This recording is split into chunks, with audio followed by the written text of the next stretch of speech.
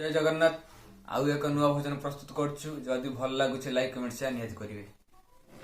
मणिमा गोटिए करुणा कटिए गुहारी सुनी माहेऊ श्रीहरि गोटिए भकत कोटिए श्रीमुख दर्शन हेऊ।